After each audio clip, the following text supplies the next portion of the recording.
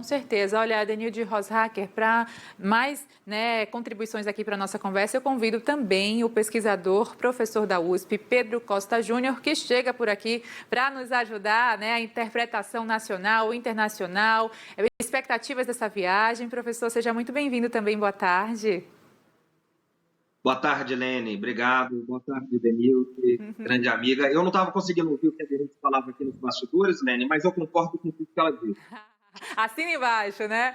Vamos seguir então, vou passar a palavra para você que está chegando por aqui, ela que falava muito sobre essa questão, de pautas que vão ser abordadas, eu que trouxe também aqui sobre transição energética, segurança alimentar, essa questão de agendas aí ligadas ao Conselho de Segurança da ONU, por exemplo, ou seja, temos o contexto geopolítico, o xadrez. Gostaria de saber qual é a pecinha que você vai começar comentando mais a respeito, dessa interligação entre Brasil, China e impactos no sentido do cenário internacional, professor.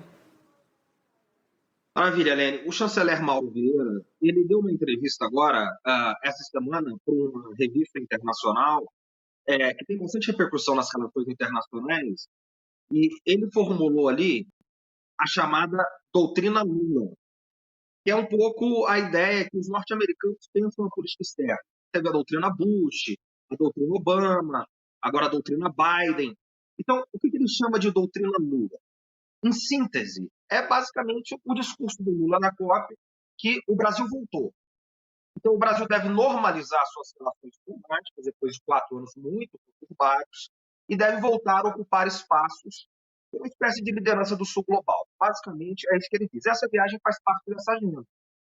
Quer dizer, depois que nós tivemos 4 anos, digamos, muito intempestuosos do ponto de vista da política e da diplomacia entre Brasil e China no governo passado, principalmente nos 2 anos do primeiro governo Bolsonaro, em que a gente tinha muitas provocações diretas, de diversas maneiras, com relação à China, as relações diplomáticas e políticas ficaram estremecidas.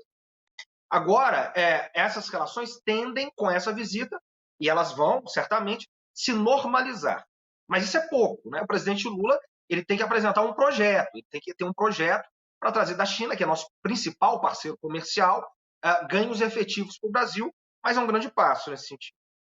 Doutrina Lula, que o Pedro Costa traz para a gente, Denilde, gostaria de te ouvir, até porque, se a gente for fazer uma comparação até histórica, de como o Brasil, ele realmente tem essa parceria comercial, de mais ser doador, digamos assim, pela questão das exportações que são altíssimas, do que, quem sabe, acompanhar ali o crescimento da China, que é muito expressivo. Como é que a gente olha para esse cenário, professora? Como o Brasil poderia também ser estrategicamente pontuado para acompanhar o crescimento, global e até local, quando a gente fala de China, quando a gente fala de desenvolvimento como um todo? Olha, a diferença entre, primeiro dizer oi para o meu amigo Pedro também, sempre gentil comigo, mas acho que primeiro a diferença entre o Brasil e a China cresceu e a gente está falando de 2 patamares distintos.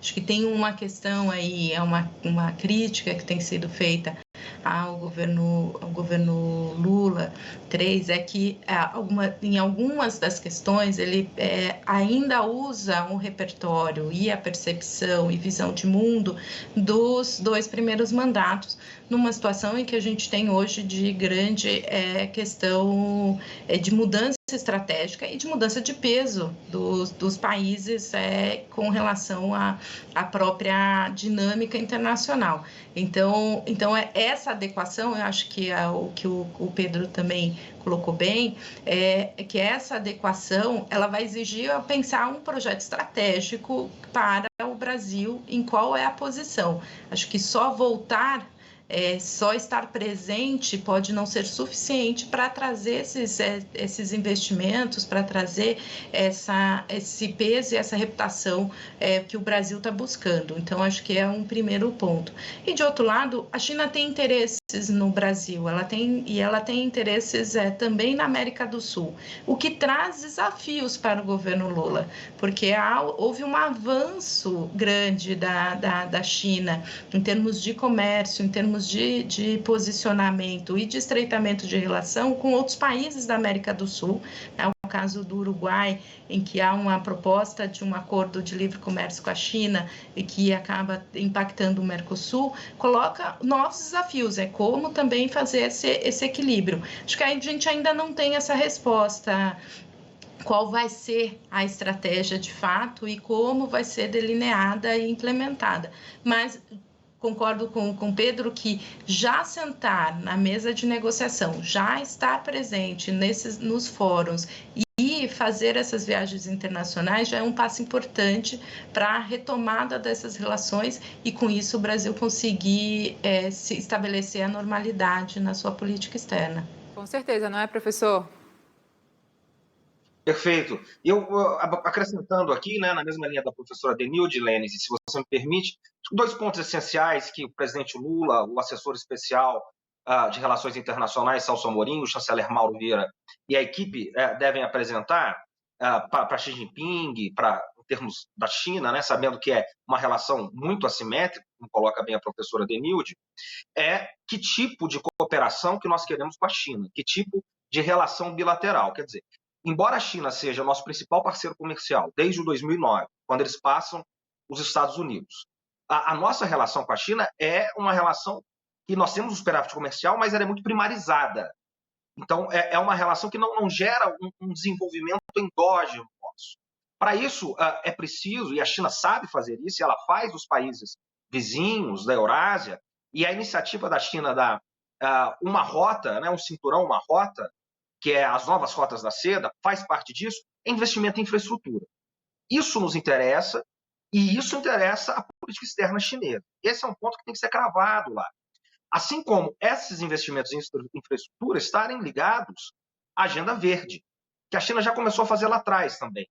Então, esse é um ponto essencial ligando à tecnologia 5G. Então, essa ideia de uma economia verde com tecnologia de ponta e transferência de tecnologia com investimento em infraestrutura, é isso que vai nos dar uma perspectiva de o Brasil realmente voltar ao mundo. Digamos, não só na retórica, mas em termos efetivos. Porque, como pontuou bem a professora Denilde, o mundo de 2023 não é o mesmo mundo de 20 anos atrás, não é o mesmo mundo de 2003.